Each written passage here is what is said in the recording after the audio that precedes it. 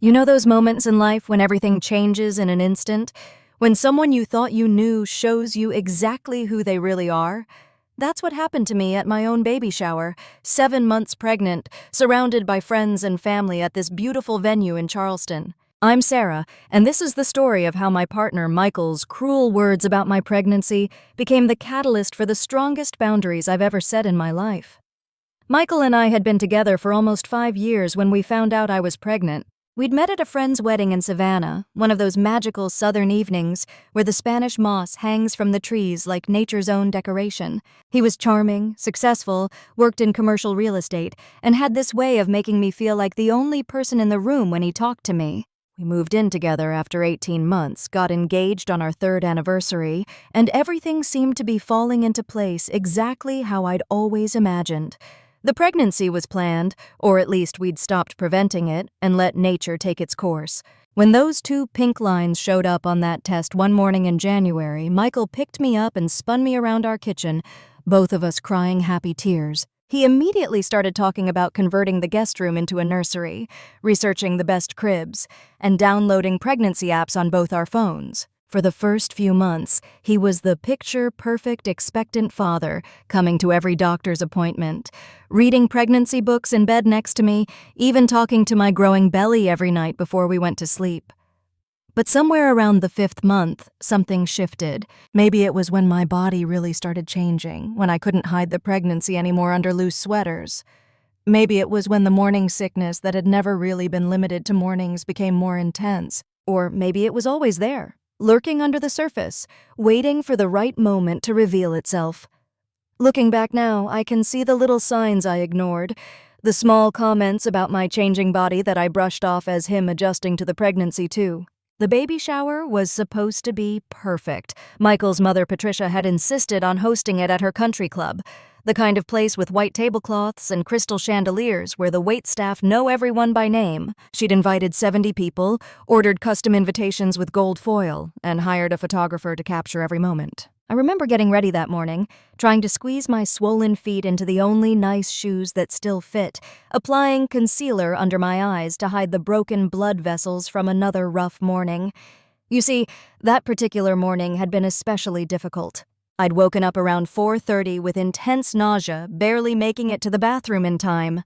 The force of getting sick was so violent that I felt something pop in my eyes, and when I looked in the mirror afterward, the whites of my eyes were spotted with red where tiny blood vessels had burst. It's actually not uncommon during pregnancy, my doctor had assured me at my last appointment, but it looked alarming, like something out of a horror movie.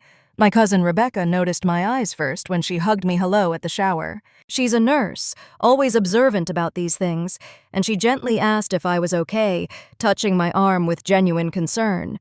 I laughed it off, explaining what had happened that morning, making a little joke about the glamorous side of growing a human that nobody talks about in the baby books. A few other women nearby smiled knowingly, some sharing their own pregnancy horror stories. In that way women do when they're trying to make you feel less alone. That's when Michael exploded. And I use that word deliberately because there's no other way to describe the sudden fury that transformed his face. He slammed his champagne glass down on the table so hard I thought it might shatter. His voice carried across the entire room when he said those words that are still burned into my memory. Jesus Christ, Sarah, shut up. Nobody wants to hear about your bloody eyes and vomit. Can you just be pregnant without making it everyone else's problem? It's absolutely revolting. The silence that followed was deafening. 70 people frozen mid-conversation, mid-bite, mid-sip of their drinks. I felt my face burn with humiliation as everyone stared at us, at me, waiting to see what would happen next. My hands instinctively went to my belly, where our baby was kicking, blissfully unaware that their father had just shattered something that could never be put back together. Michael's sister Emma tried to intervene, her voice gentle but firm. "Michael, she's carrying your child. These things are normal." But he wasn't done. Oh no. He was just getting started. He turned to face the room like he was giving some kind of twisted speech. "What? I'm supposed to pretend this isn't gross? Do you know what I've had to listen to? Yesterday she told me about how her nipples are leaking some kind of fluid. Last week, she described in detail the discharge she's having and showed me her new stretch marks like I'm supposed to find that attractive. And don't even get me started on the constipation conversations. His mother gasped, actually gasped like someone had slapped her. Michael James Davidson, that is enough. But he kept going, his face red now, spittle forming at the corners of his mouth. We get it, okay? You're pregnant. Your body is doing all these nasty things. But why do I have to hear about every disgusting detail? This is supposed to be a celebration, and she's here talking about burst blood vessels like we're in some kind of medical horror show. I'm trying to eat, for God's sake. I set down my glass of sparkling cider very carefully, very deliberately. My hands weren't shaking, which surprised me. I felt this strange calm wash over me, like I was floating above the scene, watching it happen to someone else. When I spoke, my voice was steady, clear. You know what, Michael? You're absolutely right. I won't disgust you with any more updates about this pregnancy. He looked surprised at first, then pleased, that smirk spreading across his face that I used to find charming. Finally, thank you. See, everyone? Not that hard to keep the gross stuff private. He looked around the room like he expected applause, like he'd solved some great problem. Several people looked away, unable to meet his eyes. His Aunt Martha was shaking her head slowly, and I saw his grandmother whisper something to the woman next to her, her face pinched with disapproval. The rest of the shower passed in a blur. People tried to act normal, cooing over gifts and playing the stupid games Patricia had planned, but there was a tension in the air you could cut with a knife. Women kept coming up to me, squeezing my hand, whispering words of support. His own cousin pulled me aside in the bathroom and told me her first husband had been the same way, that she wished she'd seen the signs sooner. I smiled and thanked everyone, playing the gracious hostess, opening gifts, and exclaiming over tiny onesies and soft blankets, while inside I was building walls so high and thick nothing could penetrate them. The drive home was silent. Michael seemed satisfied, like he'd won something, occasionally reaching over to pat my knee while he drove. I stared out the window, watching Charleston pass by, making plans. He had no idea that his outburst had just changed everything, that his disgust with my pregnancy had flipped a switch inside me that couldn't be unflipped. When we got home, he kissed my cheek and said he was glad I'd finally understood his perspective, that we could enjoy the rest of the pregnancy now without all the gross talk. I smiled and nodded and went to take a nap, already mentally packing my emotional bags. 2 days later, I had my 20-week anatomy scan scheduled. This was the big one, the appointment where we'd find out if we were having a boy or girl, where they'd check all the baby's organs and make sure everything was developing properly. Michael found me getting dressed that morning, pulling on the loose dress that was one of the few things that still fit comfortably. What time should I leave work to pick you up? He asked, straightening his tie in our bedroom mirror. Oh, I'm going alone, I said casually, slipping on my sandals. I don't want to subject you to disgusting pregnancy stuff. I watched his reflection in the mirror, saw the confusion flicker across his face. But we find out the gender today, he said slowly, like I might have forgotten. This is important. I turned to face him, keeping my expression neutral. Yes, and it involves a technician pressing a wand covered in cold gel all over my stretched stomach while we look at our baby's private parts on a screen. They'll measure organs, check the placenta, look at amniotic fluid levels. Pretty gross medical stuff, as you'd say. I'm just respecting your wishes, honey. You said pregnancy details revolt you, so I'm protecting you from them. The Uber driver was chatty on the way to the medical center, asking about the pregnancy, if this was my first. I found myself opening up to this stranger in a way I couldn't with my own partner, telling her about the morning sickness, the fatigue, the excitement mixed with fear. She shared stories of her own 3 pregnancies, and for 20 minutes I felt normal again, just another expectant mother heading to an important appointment. The ultrasound tech was wonderful, explaining everything she was doing, pointing out tiny features on the screen. There's the heart, beating perfectly. There's a little foot. Oh, baby's being active today. I watched in wonder as our child moved and kicked, sucking their thumb at one point. When she asked if I wanted to know the gender, I said yes without hesitation. Congratulations, Mom, you're having a boy.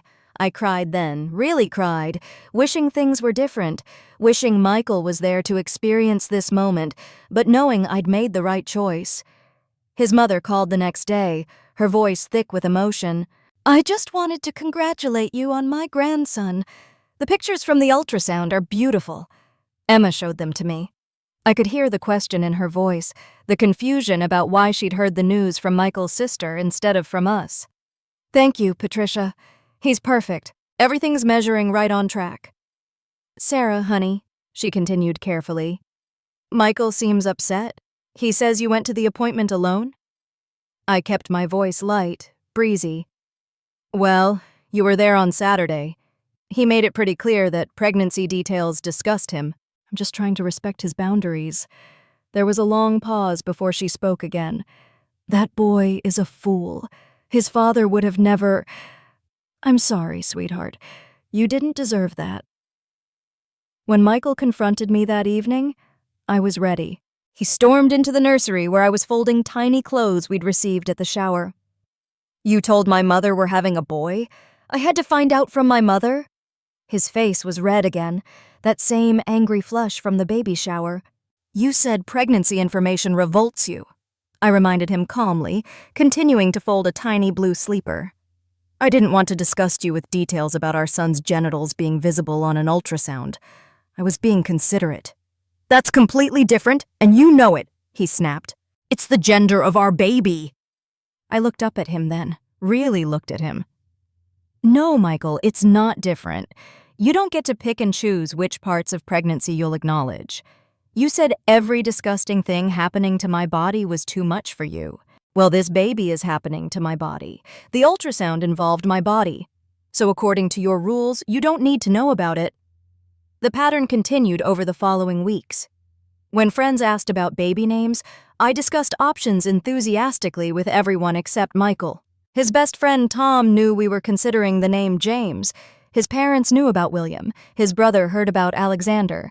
But when Michael asked what names I was thinking about, I simply reminded him that discussing the baby required mentioning pregnancy, which was off limits per his request. "This is insane," he said one night, finding me in the kitchen making a list. "These are just names. They have nothing to do with your body." I looked up from my notebook, where I'd been writing pros and cons for different names. "Really? Because when I think about names, I think about this baby moving inside me, kicking my ribs, pressing on my bladder. I think about the labor and delivery where I'll first say his name. I think about my breasts producing milk to feed the person with this name. It's all connected to my disgusting pregnant body, Michael. I'm just protecting you, like you asked." At 28 weeks, things took a serious turn. I'd been feeling off for a few days, more tired than usual, with headaches that wouldn't go away. My feet had swollen so badly that when I pressed my finger into my ankle, the indentation stayed there like I was made of memory foam. But the thing that really scared me was the vision changes. These black spots that would dance across my field of view, especially when I stood up too quickly. I knew something was wrong. Call it maternal instinct or just common sense, but I knew I needed to get checked out. I called an Uber and headed to the hospital, not even considering calling Michael. Why would I subject him to disgusting pregnancy complications? The triage nurse took one look at my swollen face and feet and immediately got me into a room. My blood pressure was dangerously high, and the protein in my urine confirmed what they suspected: preeclampsia. For those who don't know, preeclampsia is a pregnancy complication that can be life-threatening for both mother and baby if not managed properly. The only cure is delivering the baby, but at 28 weeks, that would mean a very premature birth with all the risks that entails. They admitted me immediately for monitoring, starting me on medication to lower my blood pressure and steroids to help the baby's lungs develop in case they needed to deliver early. I texted my mother, my best friend Lindsay, Michael's mom and sister, pretty much everyone except Michael himself. It wasn't until his brother called him the next day asking why he wasn't at the hospital that he found out I'd been admitted. He burst into my room wild-eyed, still in his work clothes. "You're in the hospital and didn't tell me? What if something happened to you or the baby?" I looked at him calmly from my hospital bed, IV in my arm, monitors beeping around me. "Medical details about pregnancy are too much information for you, remember? You said so yourself. Very publicly, I might add." He started to speak, but I continued. Do you know what preeclampsia is, Michael? It means my body is basically rejecting the pregnancy. My blood pressure is so high I could have a stroke. My kidneys might fail. I could have seizures. The placenta might separate from my uterus. All very disgusting pregnancy stuff that could make you lose your appetite. He sank into the visitor's chair, his face pale. Sarah, this is serious. You could die. I nodded. Yes, I could. And the stress of having you here, potentially calling me disgusting or revolting while I'm trying not to have a stroke, would definitely not help my blood pressure. So I protected both of us by not telling you. You're welcome. The next few days were touch and go. They managed to get my blood pressure under better control, but it was clear I'd need careful monitoring for the rest of the pregnancy. The doctor scheduled me for twice-weekly appointments and said I'd likely need to deliver early via cesarean section. When she explained this with Michael in the room, I watched him turn green when she described what the surgery would entail. We'll make an incision through the abdominal wall and uterus, she explained matter-of-factly. Remove the baby, then the placenta, then repair the uterus and close the incision layer by layer. Michael excused himself to the bathroom, and I heard him retching. The doctor raised an eyebrow at me. First-time fathers, I said with a shrug. Some are more squeamish than others. They kept me for a week before letting me go home on modified bed rest. Michael's mother and sister had basically moved into our house, taking over cooking, cleaning, and caring for me. Michael tried to help, but every time I mentioned how I was feeling, he'd get that look on his face, that disgusted expression I'd come to know so well. So I stopped telling him anything. When the baby's movements changed patterns, I told his mother. When I had vision disturbances, I called his sister. When I worried about reduced fetal movement, I texted my doctor directly. At 36 weeks, my blood pressure spiked again despite the medication. The baby's heart rate was showing signs of distress, and the doctor made the call. We needed to deliver via emergency cesarean section the next morning. I called everyone to let them know, made arrangements for my mother to fly in from Phoenix, asked Lindsay to be there, told Michael's family. Michael found out when his sister mentioned she'd be at the hospital early to support me. The baby's coming tomorrow? He stood in our bedroom doorway looking lost. You're having surgery tomorrow and you weren't going to tell me? I was folding a tiny going-home outfit to pack in the hospital bag. It's a cesarean section, Michael. They'll cut through layers of skin, fat, muscle, and my uterus. They'll pull our son out along with all the amniotic fluid that you'll probably think looks gross. Then they'll deliver the placenta, which looks like a big bloody piece of raw liver. After that, they'll put my organs back in place and sew me up layer by layer. Did you want more details, or is that disgusting enough? He was quiet for a long moment. I need to be there. I'm the father. I zipped up the hospital bag and looked at him. You're the father who said every aspect of pregnancy disgusts him. Birth is the ultimate expression of pregnancy. It's everything you hate: blood, fluid, organs, pain, bodily functions you find revolting. I'm protecting you from experiencing that trauma. His mother tried to mediate over dinner that night, the last meal I'd eat before surgery. He knows he messed up, she said quietly, while Michael sat there looking miserable. He's been coming to terms with what he said, and he wants to make it right. I pushed my food around my plate, no appetite with surgery looming. That's nice that he's been thinking about it. I've been living it. Every day since that baby shower, I've been going through this pregnancy feeling disgusting and ashamed of my own body. Do you know what that does to a person? To feel like the life growing inside you is revolting to your partner? He didn't mean it that way, Patricia said softly, but even she didn't sound convinced. He meant exactly what he said, I replied. And I heard him loud and clear. He finds pregnancy disgusting. Well, birth is peak pregnancy. I won't subject him to that trauma. Michael finally spoke up, his voice rough. I need to be there when my son is born. Please, Sarah. I looked at him across the table, this man I'd planned to marry, who I'd thought would be my partner through everything. You should have thought about that before you publicly humiliated me for having normal pregnancy symptoms. You made your choice at that baby shower. You chose your comfort over my dignity. Now, I'd made it this far essentially alone. I'd managed preeclampsia, bed rest, and now major surgery without my partner's support. I could do this too. The anesthesiologist was kind, holding my hand while they placed the spinal block. The surgical team chatted normally while they prepared, making me feel less like I was about to be cut open and more like this was just another day at the office for them. I texted Michael once. They started prepping me. Having the baby now. Don't want to disgust you with details, so we'll talk later. Then I turned off my phone and focused on breathing while they began the surgery. The sensation was strange.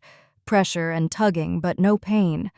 I heard them say something about making the incision, then more pressure, and suddenly, a cry. That beautiful, angry cry of a baby who wasn't quite ready to leave his warm home, but was here anyway.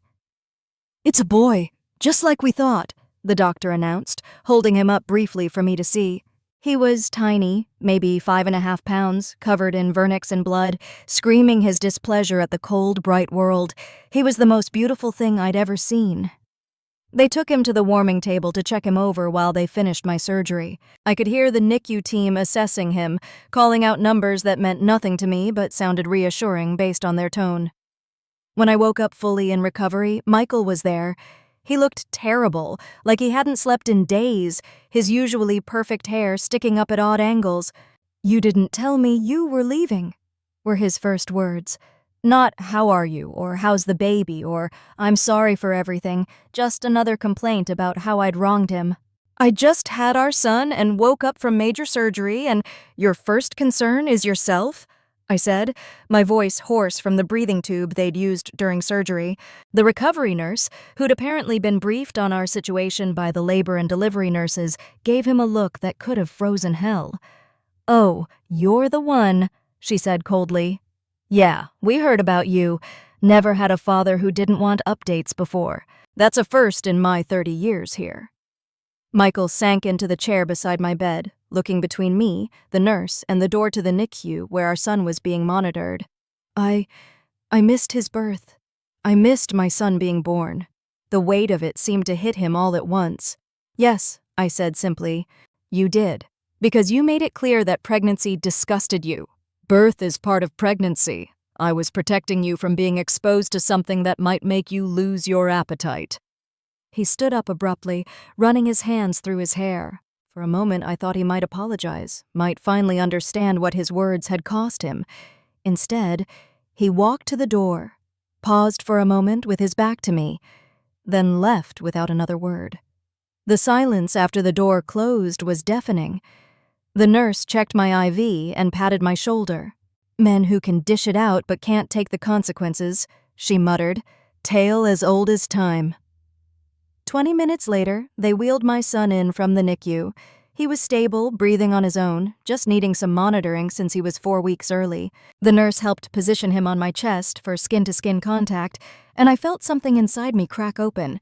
This tiny person, who'd been growing inside my disgusting body for 8 months, was perfect. His little fingers gripped my finger with surprising strength, and his eyes, still unfocused, seemed to search for my face. My phone started buzzing on the side table. Patricia calling. I answered with one hand while holding my baby with the other. She was talking fast, saying Michael had shown up at her house in tears, wouldn't tell her what happened. I explained simply, he'd walked out after I woke up from surgery. The line went quiet for a long moment. "I'm on my way," she said finally. "That's my grandson, and you're alone. This is unacceptable." She arrived within the hour, still in her house slippers like she'd literally run out the door. She took one look at her grandson and started crying, touching his tiny hand reverently. "He's beautiful," she whispered. "Just beautiful. May I?" I nodded, and she carefully took him, cradling him like the precious thing he was. "I'm disgusted with my son," she said quietly, not looking away from the baby. "His father would be appalled. We didn't raise him to be this way." The hospital social worker came by the next day, clipboard in hand, asking gentle questions about my support system and home situation. Apparently, having the father storm out immediately after a cesarean section raised some red flags. She wanted to know if I felt safe going home, if I had help lined up, if there was a history of domestic issues. I found myself telling her the whole story, from the baby shower to that morning. She took careful notes, nodding sympathetically. "Emotional abuse during pregnancy is more common than people think," she said gently, "and it often escalates after birth when stress is high. Do you have somewhere safe to stay?" I thought about it. The house was in both our names, but Michael had left, apparently staying with his mother.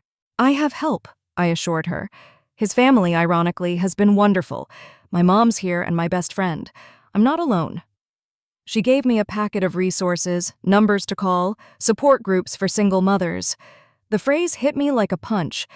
Single mother. That's what I was now, wasn't it? Not by choice, but by Michael's actions. I'd gone from planning a nursery with my partner to figuring out how to recover from major surgery while caring for a newborn essentially alone.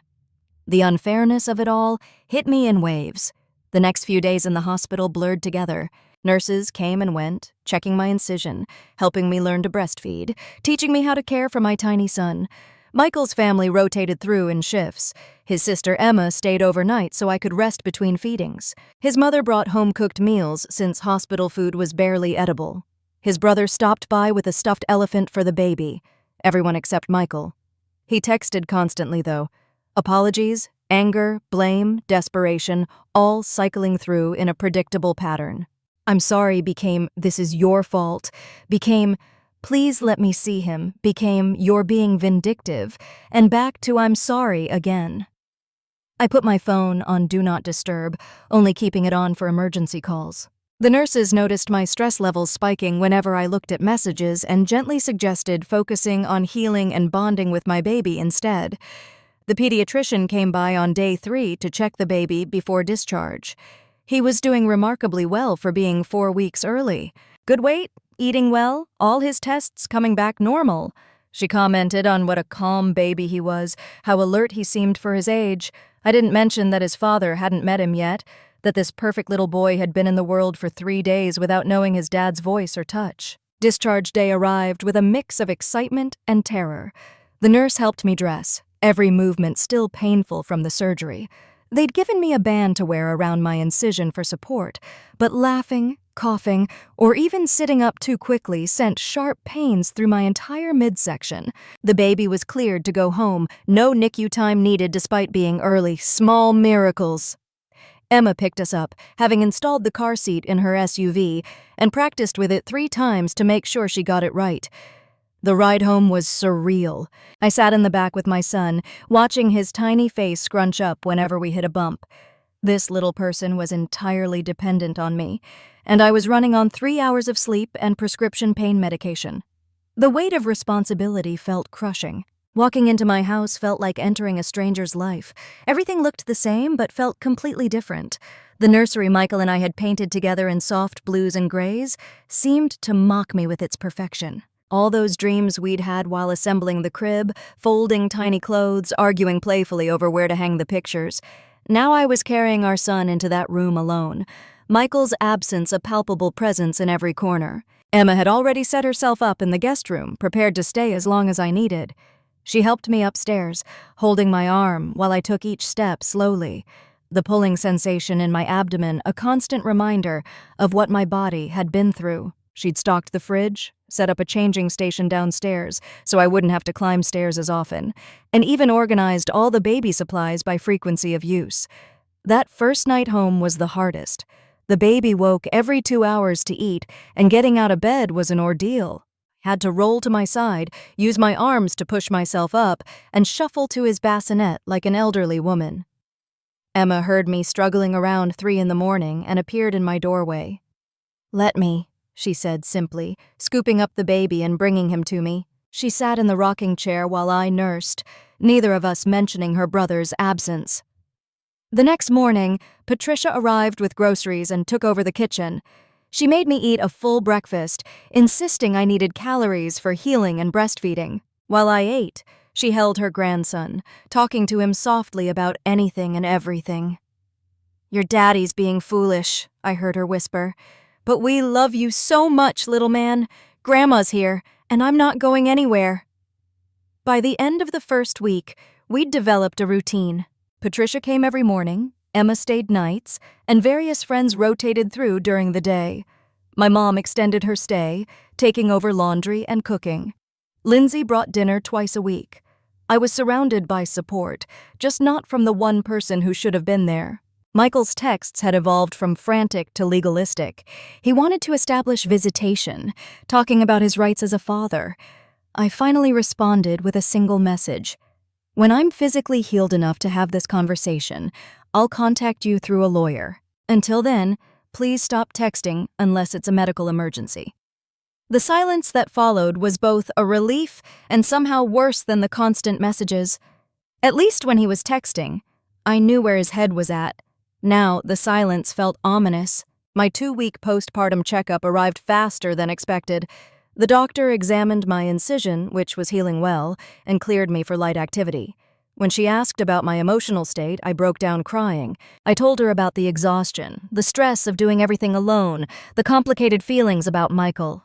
She was kind but straightforward, reminding me that emotional healing often took longer than physical healing. She wrote me a referral for a therapist who specialized in postpartum issues and traumatic births. What you went through wasn't just physical trauma, she explained. Being emotionally abandoned during pregnancy and birth leaves scars too. You need support processing all of this. I took the referral, wondering when I'd find time for therapy between feedings and diaper changes and trying to remember to eat. 3 weeks postpartum, Emma mentioned casually that Michael had started therapy. Mom made it a condition of staying at her house, she explained while folding tiny onesies. She's paying for it herself to make sure he goes. Twice a week, no excuses. This surprised me. Michael had always mocked therapy, calling it self-indulgent navel-gazing for people who couldn't handle real life. The fact that he was going, even under duress, was significant. The baby was thriving despite the chaos of his arrival. He'd already gained back his birth weight plus some, was alert and responsive, and had the most beautiful gray eyes that seemed to take in everything around him. Sometimes I'd catch myself staring at him while he slept, marveling that my body, the one Michael found so disgusting, had created this perfect little person. It was hard to reconcile the shame I'd felt during pregnancy with the pride I felt looking at my son. 1 month postpartum brought a formal letter from Michael through his sister. Written with obvious help from his therapist, it requested a mediated discussion about co-parenting arrangements. The language was careful, therapeutic, accountability, repair, harmful behaviors. It didn't sound like Michael at all, which somehow made it both more and less believable. He wasn't asking for forgiveness or immediate access, just the chance to establish some kind of arrangement for seeing his son. I made an appointment with a family lawyer the next week. Climbing the stairs to her third-floor office left me winded, my stomach muscles still weak from surgery. She listened to the whole story, taking notes on a yellow legal pad, occasionally asking clarifying questions. When I finished, she leaned back in her chair and laid out my options clearly. His behavior at the baby shower could be considered emotional abuse, she said matter-of-factly. Missing appointments and abandoning you during birth will absolutely factor into custody decisions. You have strong grounds for primary custody with supervised visitation if that's what you want. She helped me create a timeline of events, printing out the text messages I'd saved, organizing everything into a file that told the story of systematic emotional abandonment during pregnancy. We discussed the difference between legal and physical custody, visitation schedules for breastfed newborns, and child support calculations. By the end of the 2-hour consultation, I felt more in control than I had in months. Knowledge was power, and understanding my rights helped me feel less like a victim and more like a mother protecting her child. I texted Emma that I'd meet with Michael and a mediator once I hit 6 weeks postpartum, the magic number where I'd supposedly feel more human. Michael immediately started pushing for sooner, but I held firm. I needed to be physically strong enough to sit through what would undoubtedly be an emotional marathon. The baby needed to be on more of a schedule. I needed time to process everything with the therapist I'd started seeing. Boundaries, I was learning, weren't just acceptable. They were necessary for survival. My first therapy appointment was scheduled for week 5. I sat in the waiting room nursing the baby under a cover, feeling like a cliché. The therapist was younger than I expected, with kind eyes and a calming presence. She let me ramble for most of the hour. occasionally asking gentle questions. By the end, I was sobbing about how this wasn't the motherhood I'd imagined, how I'd planned to have a partner for night feedings and doctor visits, not his family filling in for his absence. "You're grieving," she said simply. "Not just the relationship, but the pregnancy and birth experience you thought you'd have, the partnership you expected. It's okay to be angry and sad while also being grateful for your son. Both can be true." She validated that what Michael did was emotional abuse, that pregnancy announcements at my own shower was particularly cruel. We talked about rebuilding my sense of self after being told my body was disgusting while doing the most natural thing in the world. 6 weeks arrived with a mix of dread and relief. The mediation was scheduled for a Tuesday afternoon at a neutral location downtown. I dressed carefully, wanting to look put together but not trying too hard. The baby went to Patricia's for the afternoon with pumped milk and detailed instructions. Driving myself felt like a small victory after 6 weeks of depending on others for everything. Michael was already there when I arrived. He looked terrible. Weight loss making his clothes hang loose, dark circles under his eyes, his usually perfect appearance disheveled. He started to stand when I walked in, but the mediator gestured for him to sit. We went through introductions, ground rules, the purpose of the meeting. Then it was my turn to speak. I told them everything, the baby shower humiliation, the way his words made me feel ashamed of my changing body, going to appointments alone because I couldn't trust him not to call me disgusting, the preeclampsia hospitalization where I could have died, missing his son's birth because he couldn't handle the reality of pregnancy, his walking out when I woke up from major surgery. I kept my voice steady, factual, letting the events speak for themselves. Michael listened without interrupting, which surprised me. When it was his turn, he didn't make excuses. "I was selfish and cruel," he said, his voice rough. "I let my own discomfort override basic human decency. I made the person I claimed to love feel disgusting for carrying my child. I failed as a partner when Sarah needed me most." He pulled out a notebook, showing the work he'd been doing in therapy, the parenting classes he'd enrolled in, the books he'd been reading about pregnancy, birth, and trauma. The mediator helped us work through a basic framework. Supervised visits to start, 1 hour twice a week at Patricia's house. Michael didn't argue, didn't push for more. He accepted every condition, writing everything down in that notebook. We established communication protocols, using a co-parenting app to keep everything documented and emotion-free. Child support was calculated, and Michael immediately offered 20% above the required amount. The first visit was scheduled for the following week. I spent days second-guessing myself, wondering if I was doing the right thing. The morning of, I packed the diaper bag 3 times, wrote out feeding instructions Patricia didn't need, and checked my phone obsessively. When I handed my son over to his grandmother with Michael standing nervously in the background, my hands shook. I sat in my car down the street for the entire hour, unable to drive away. Patricia sent updates every 15 minutes, pictures of Michael holding the baby carefully, supporting his head properly, looking at him with an expression of complete awe. In one photo, the baby had grabbed Michael's finger and Michael's face. It was like watching someone discover religion. When I picked up the baby, an hour later, Michael simply said thank you and stepped back, not trying to extend the time or make demands. The visits continued weekly, then twice weekly. Patricia sent regular updates, mentioning how Michael spent the entire time focused on the baby, talking to him, reading board books, just staring at him in wonder. After a month of successful supervised visits, the mediator suggested trying 1 unsupervised hour in a public place. My stomach churned at the thought, but my therapist reminded me that co-parenting meant eventually trusting him with our son, even if I never trusted him with my heart again. We met at a coffee shop with big windows where I could watch from my car. Michael arrived early, setting up a corner table with the diaper bag, bottles I'd prepared, and a blanket. He handled the handoff professionally, thanking me for trusting him. I spent that hour crying in my car, watching through the window as he carefully fed our son, walked him around when he got fussy, changed his diaper with practiced efficiency. He'd clearly been studying, preparing, taking his responsibilities seriously. When the hour was up, he walked out to my car, transferring the car seat carefully. "He did great," he said simply. "Took the whole bottle, had a good diaper, seemed content. He didn't linger, didn't try to make conversation beyond the necessary information. It was exactly what I needed, proof that he could prioritize the baby's needs over his own wants.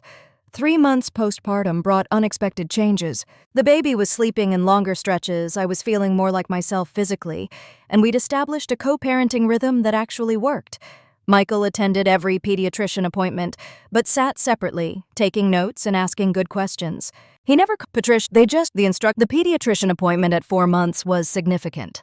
Our son was meeting all his milestones, gaining weight perfectly, developing right on schedule.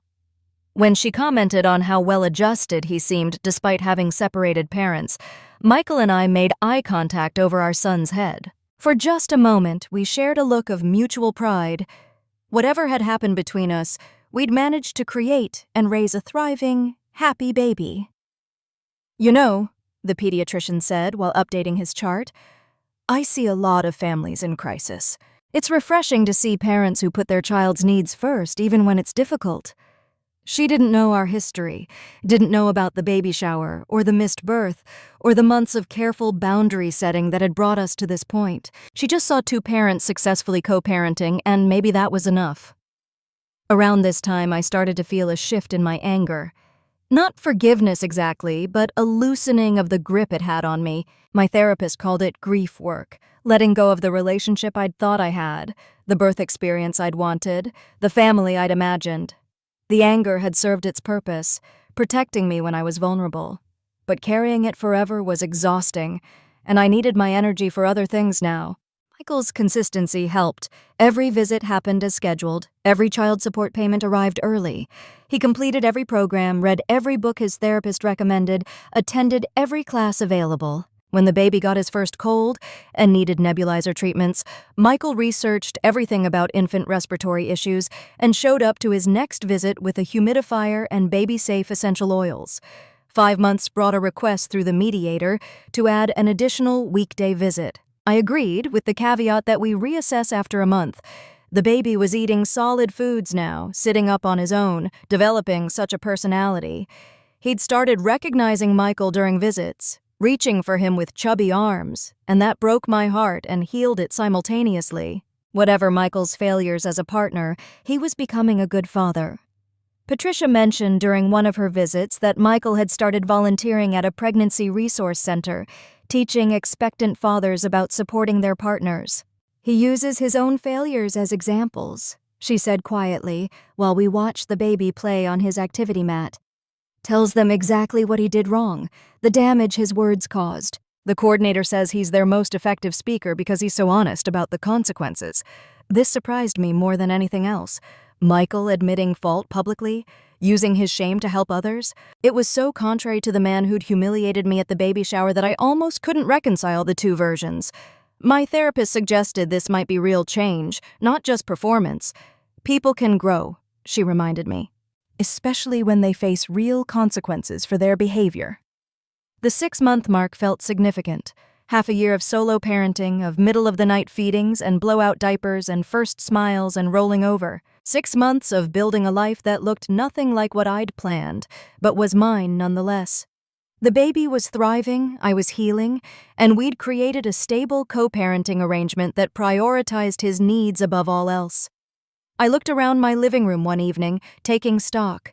Photos covered every surface, friends who'd become family, actual family who'd stepped up when needed, moments of joy despite the circumstances.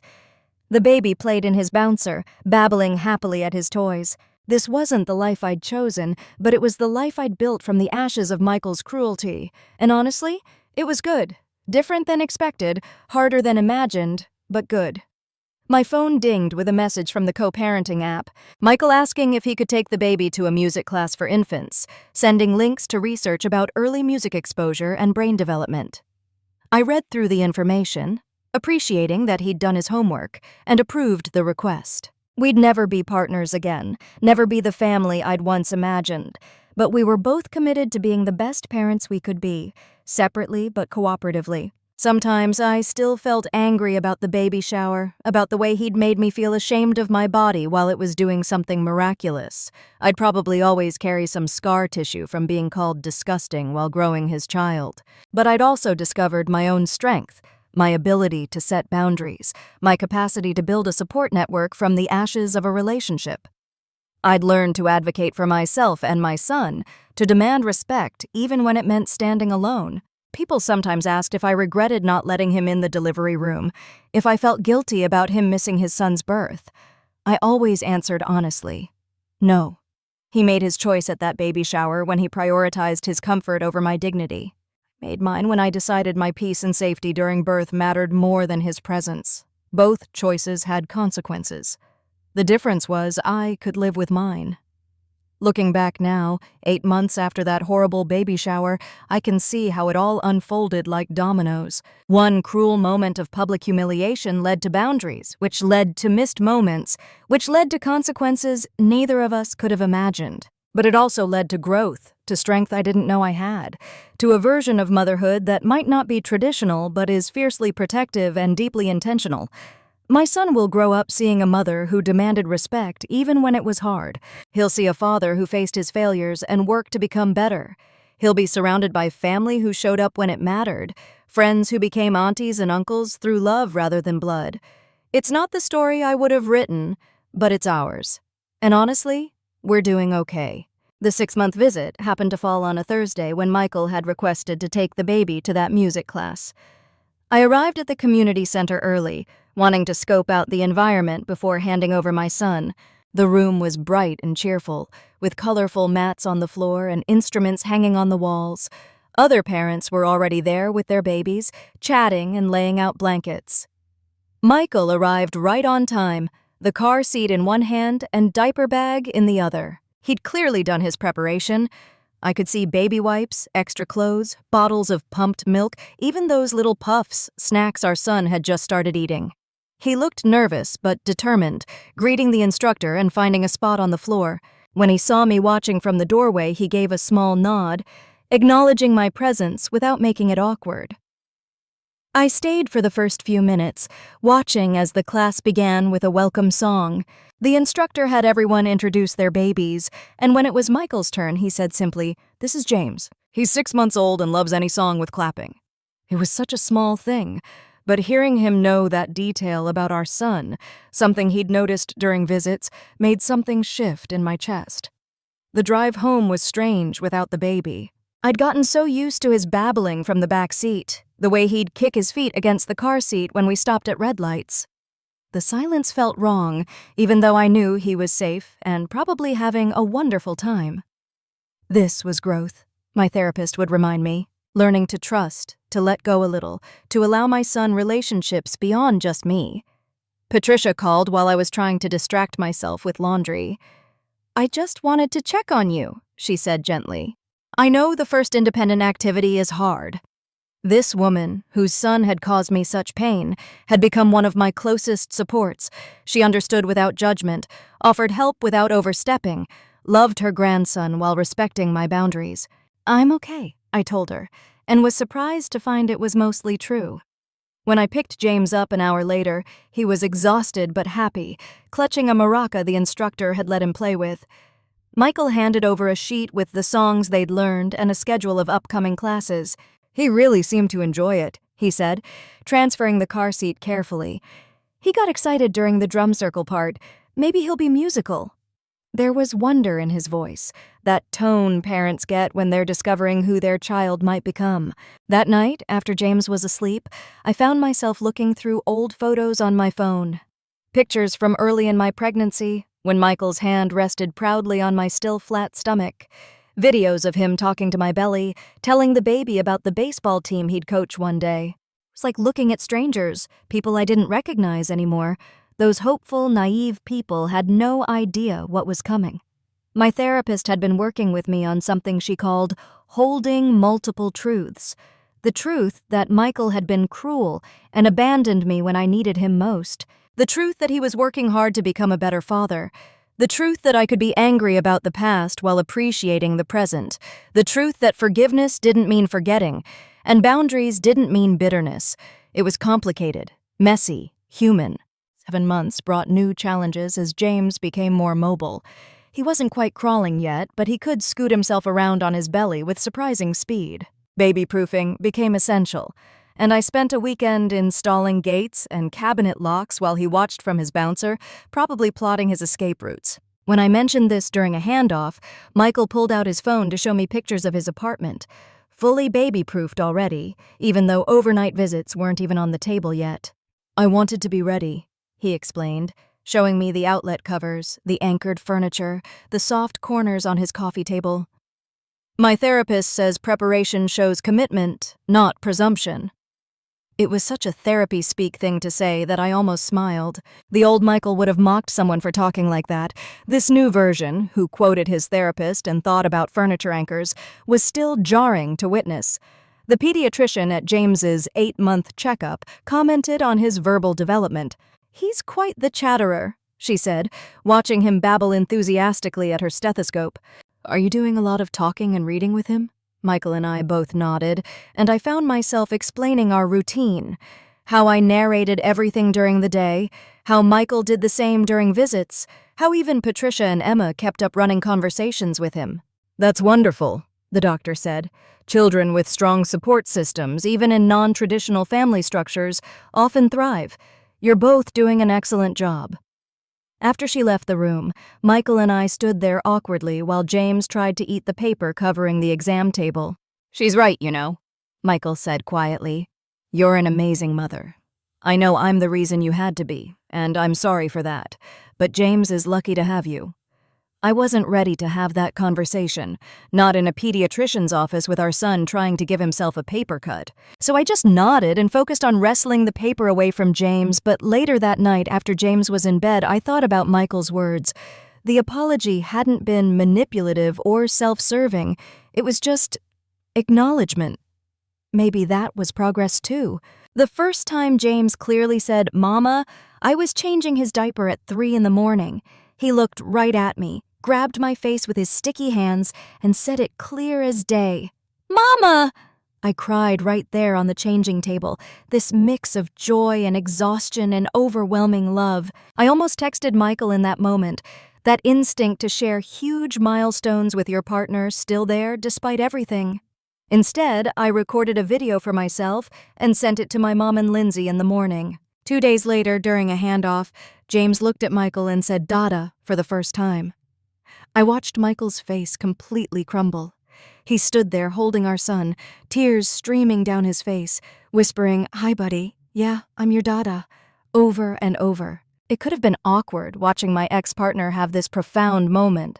Instead, I felt glad. Glad that James would have these moments with both of us, that he'd know both our voices, both our faces, both our love. Patricia organized a small gathering for James's 9-month milestone. Nothing watching. You didn't. It's in one. Michael's. He'd my own. So I understand there was significant trauma around the pregnancy and birth, she said calmly. We're not here to minimize that or rush forgiveness. We're here to figure out how two adults who share a child can work together effectively. Michael nodded, keeping his eyes on the therapist rather than trying to make eye contact with me.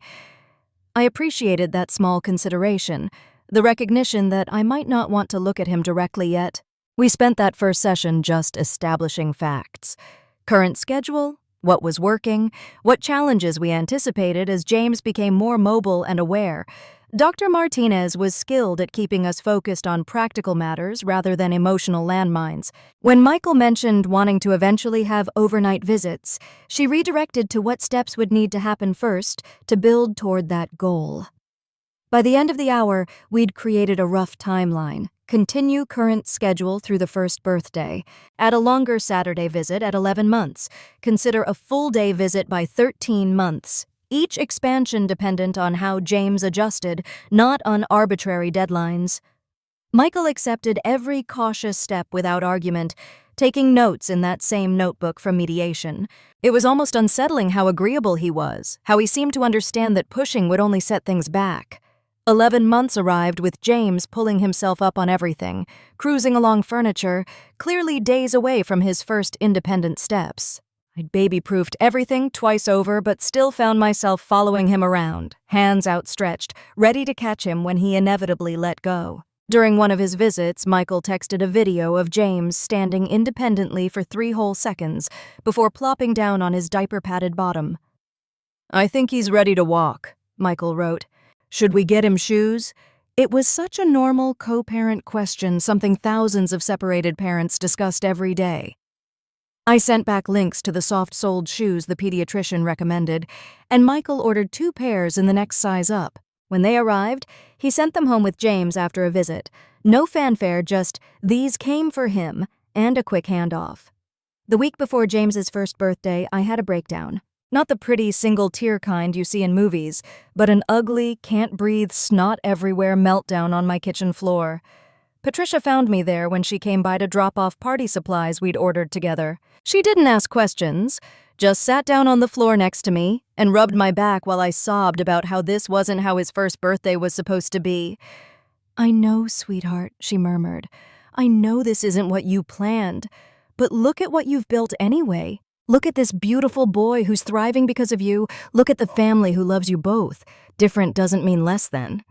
She helped me up, made me tea, and we spent the afternoon planning a birthday party that would celebrate not just James, but everything we'd all survived to get here. The party itself was perfect in its imperfection.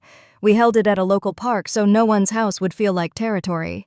Michael came for the designated 2 hours, helping James blow out his single candle and open presents, but not overstepping. Friends who'd been there through everything chatted with Patricia and Emma like the extended family they'd become.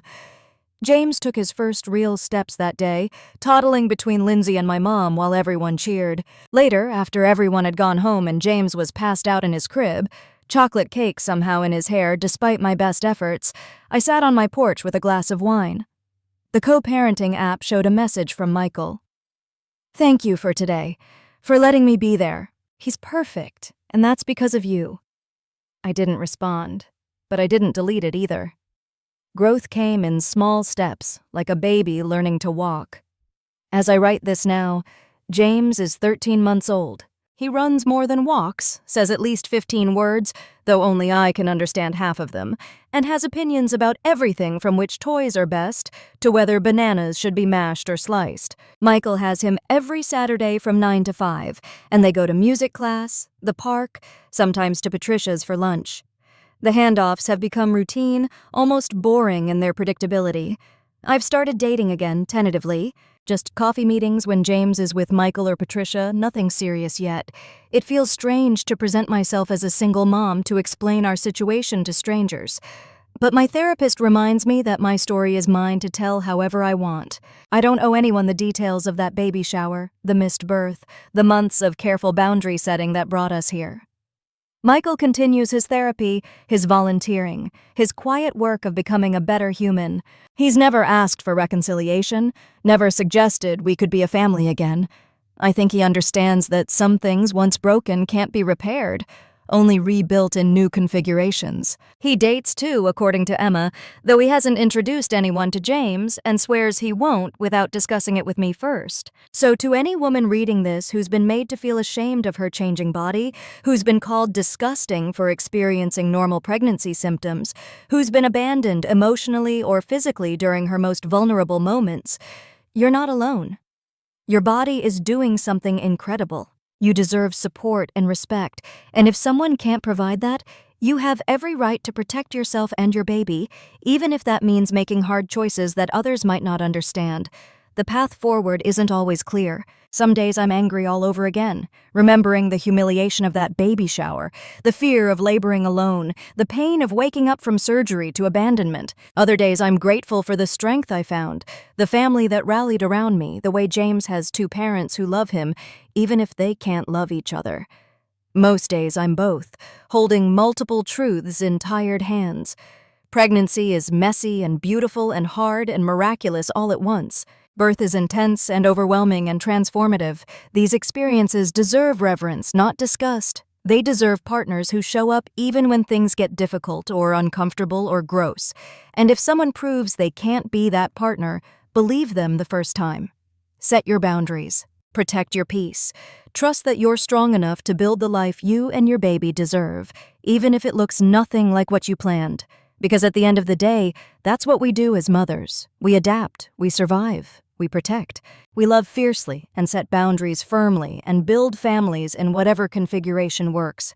My story might have started with humiliation at a baby shower, but it's become so much more than that. It's a story of resilience, of chosen family, of learning that sometimes the hardest moments lead to the strongest foundations. As I finish writing this, James is napping in his crib, one arm flung above his head in that total abandonment only babies can achieve. The house is quiet except for the hum of the washing machine. There's always laundry now, and the distant sound of lawnmowers in the neighborhood. It's an ordinary afternoon in our extraordinary life, built on the ashes of what I thought I wanted. Tomorrow Michael will take James to music class again. Patricia will come by with groceries she insists on buying. Emma will text asking if I need anything from Target. Lindsay will send a funny meme about single mom life. My mother will call from Phoenix to hear James's latest words. Life will continue in this new rhythm we've all learned to dance to. This isn't the love story I imagined when Michael spun me around our kitchen with that positive pregnancy test. It's not the family portrait I envisioned when we painted the nursery together, arguing over whether the elephants should go on the wall.